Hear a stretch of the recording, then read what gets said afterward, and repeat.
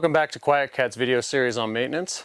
Today we're going to talk about how to mount, install, and utilize your pannier bag.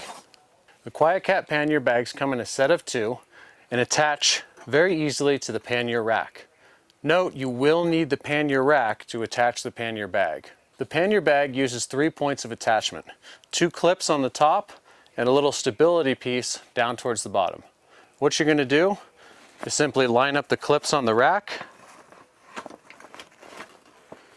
As you push down on the black clips, the red clips are going to move backwards. You're going to push the red clips down and forward until they lock into position. Last thing you'll do is align the stabilizer on the bottom by sliding it into place. Then you're all set and ready to go. To remove the bag, simply push down and out on the red tabs, let them spring up, and lift the bag straight up and out.